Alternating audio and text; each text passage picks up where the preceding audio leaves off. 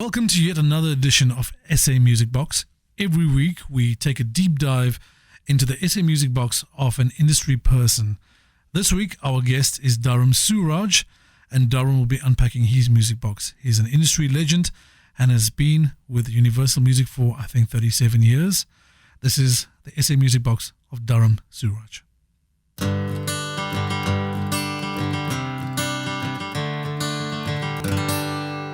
Welcome to another episode of SA Music Box. My guest tonight is Dharam Suraj, a music industry legend and somebody who's been in the industry, I think maybe slightly longer than I've been alive, or maybe slightly less, I'm not sure.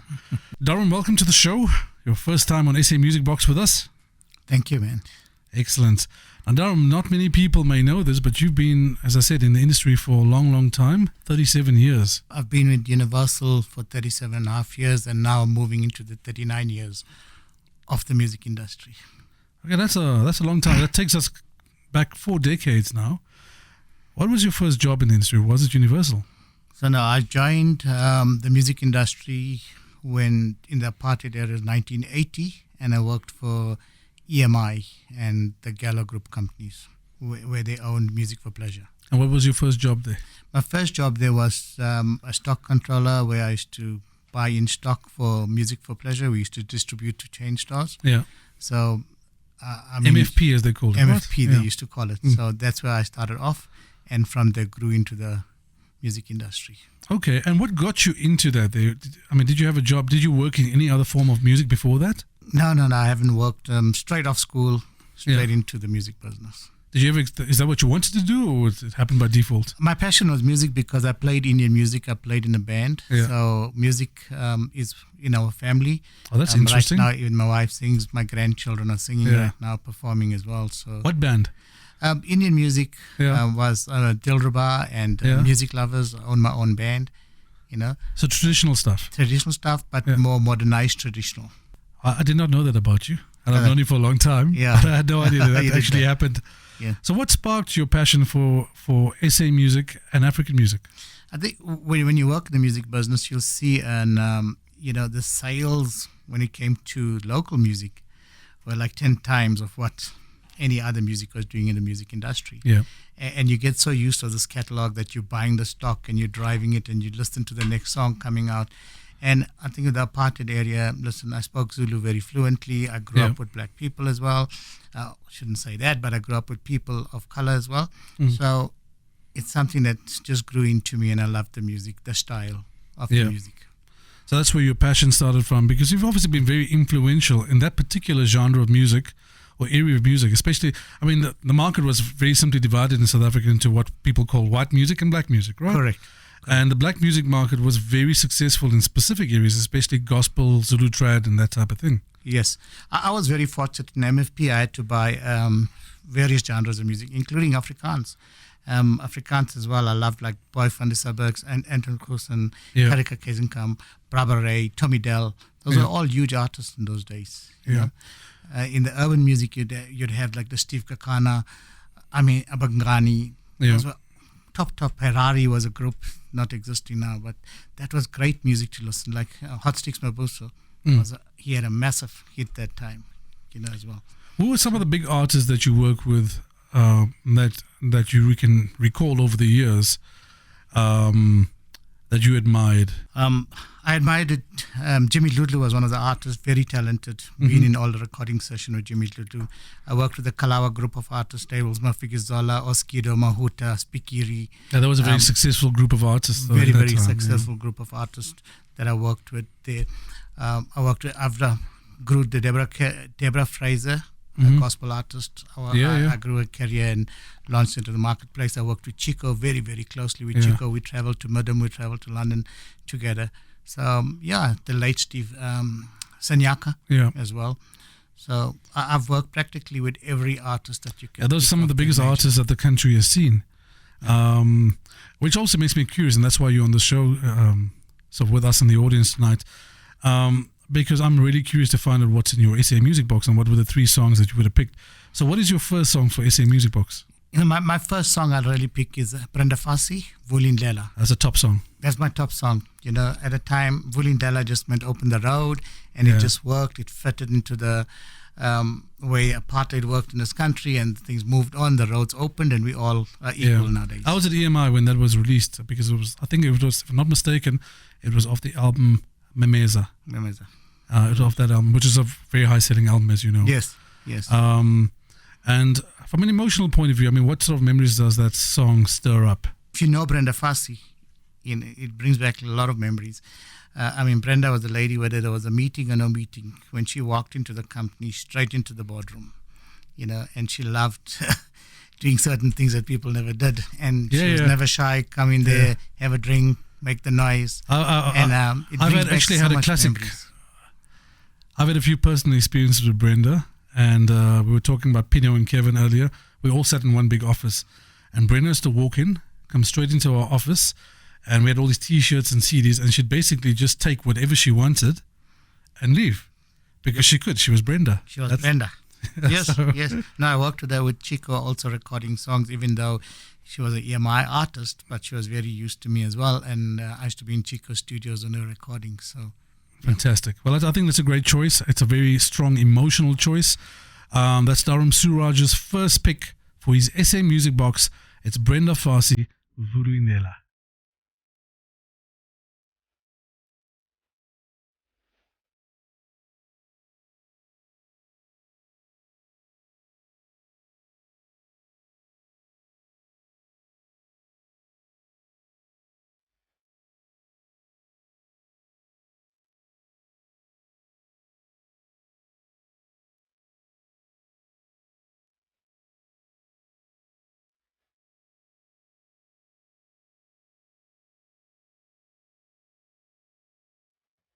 Welcome back, Dharam. So, in South African music, now it is very complicated. The music industry over the years has particularly made it look as complicated as possible for artists and for everyone from the outside. But the business models are changing. Music is evolving. What is the new model in your view for SA music? What works? The new model right now is the world of digital. That's changing so quick, so fast, and before you know, the next format is out, which was digital. And what is the next format? Digital is a great opportunity worldwide. So from South Africa, when we release music, we actually release worldwide. When you say digital, I'm assuming you're including download platforms, streaming. Yeah, the digital world where streaming, downloads. What we're doing here, the ringback tones. This is digital. Welcome. Exactly. The radio stations are broadcasting on digital. And there is no limit on digital. As you know, Hot might have a 30 kilometer radius, but on digital, you can listen to it in the world. It's global, which is great. So the opportunities for artists on the digital world are many because your music is heard around the world. Further to this, there is no major cost to release any artist right now. The cost of production is much lower. There's no nickel masters like in the old days. I'm sure you remember that. There's no CD, and also the great thing about it as well, the social media that now drives your campaigns. So it's how well you drive your social media, your Facebook, your Instagram, all that helps you to build your artist. So there's a continuous change of how the music business does. I can also quote, before I recall that, when we did a Masakandi album or a Sotho album, it's just one day in a studio and the guys played 10 tracks. And you know what? We were selling millions, not millions, but hundreds of thousands. They were well rehearsed, went in, did their thing, and then sold 100,000, 200,000 records. Very quickly, And today's music also was very important. You don't need an album. You're actually wasting your songs if you do an album. It's all about the song right now. So if you want to really release an artist, you need to release a song a quarter, in my view. You'll do much better. Instead of releasing 10 songs, give an opportunity, because we needed songs to create an album or a CD before to release. Right now you can do one song and you can do just one great song. You worked in the sales area for Universal for a long time too, in terms of distribution and sales. Yeah, I worked in at Universal. I was commercial affairs director as well as local music director. Because of my skills and I was good, so they never wanted to shift me from any other point, and they wanted me to still run commercial affairs plus what I was doing. So I have a very odd question as a result of that, right? No one probably ever asked you this question before. What do you think you sold more of, cassettes or CDs? You definitely sold more of cassettes because cassettes used to jam, they used to break. A cassette is not a once-off buy. A CD is almost a once-off buy, never to be repeated again. Yeah. But a cassette, you play it, for the first 2-3 months, it's going to tangle up and break. So cassettes, you really sold tons of. Lots of. What is Bhavani Entertainment, which is your new company? What does Bhavani Entertainment focus on now? Bhavani Entertainment is been set up to, it's a whole new concept that I thought about and how music is evolving and changing. And I'm working at Universal as well. And I saw most artists that come through today, they don't come to look for a recording deal. When they come there, they have a finished project. So a lot of artists have come there to say, yeah, here's my project. Do you want to do business with me? Can you distribute? You want to sign me and invest more or whatever. So the opportunities, and as you know, technology change. Practically most artists have studios as well, or they're recording on the computer. Yeah, and manage their own social media, that type of thing, That's it. So my view was, there's so much great music and the industry can't sign everybody. And I came up with a concept where let me license the artists' recordings. And because they invest in themselves, I came out of a formula, whatever money we make, they take 60% and we keep 40%. That's a very good deal. So that the artist is empowered on his side. Yeah. And even when you look at the business side of it, for me, if people in the business will know what PPD means, published price to dealer, and they relate a royalty to published price to dealer or DPPP. The digital price to dealer. Those days are history, man. You just have to share your money. If you get X value, give the artist. I like you simplify that because that's exactly what I was talking about when we started this.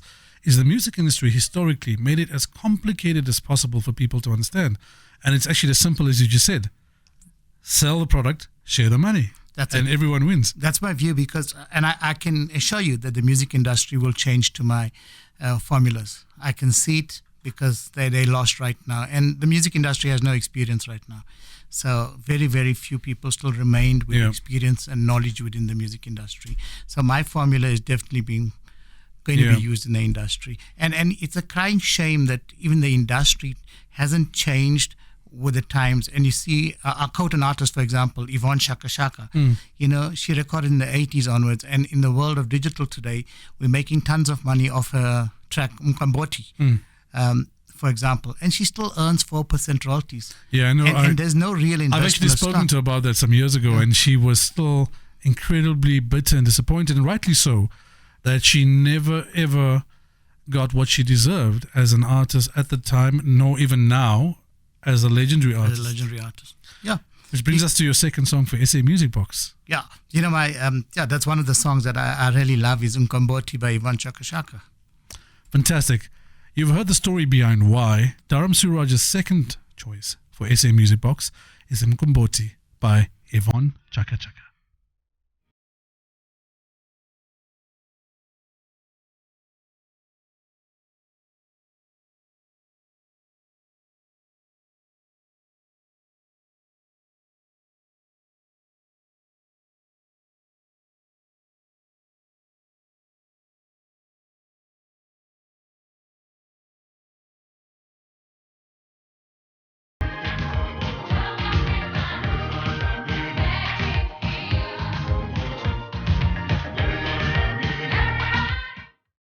Your business model is a really interesting, and I think it's a great incentive for artists to get involved because I know this personally, you've simplified it to its basic elements, right? Distribute and promote where you can, but leaving it up to the artists to be able to manage their destiny, isn't it? Yes, you know what? I add in value as well. So I help the artist to create a business model for himself.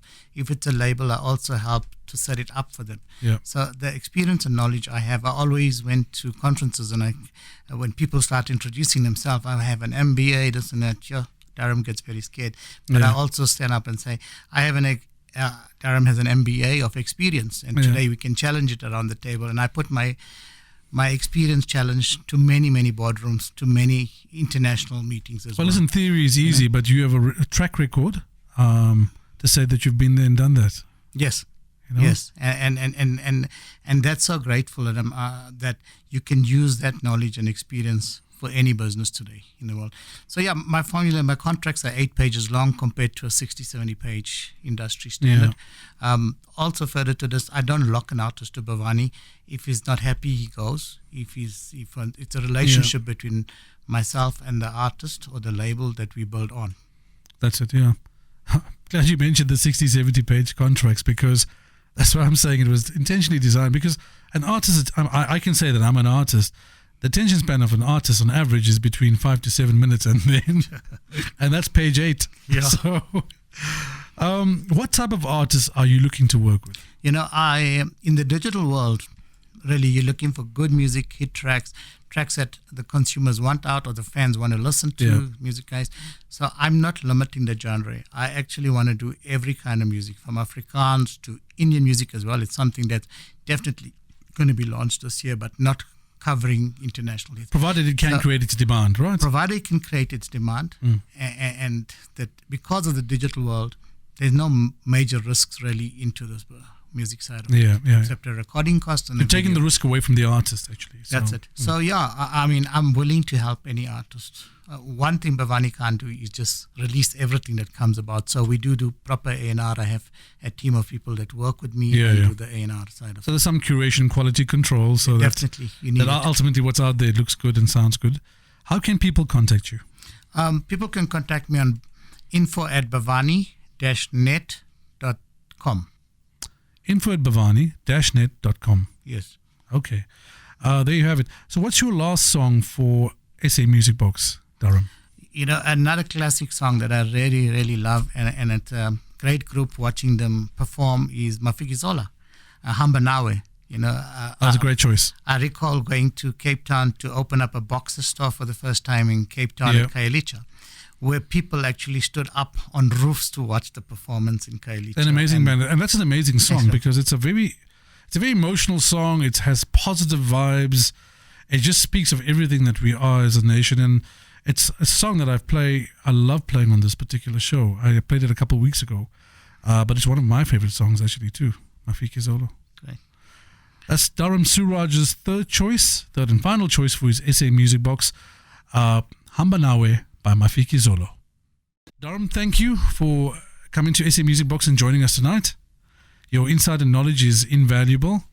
What is the message that you'd like to leave the audience with? Firstly, I'd like to thank you, Sivan, for inviting me. You're welcome, sir. And the most important thing, I was very, very surprised when I drove into this office's Hot 91.9 FM.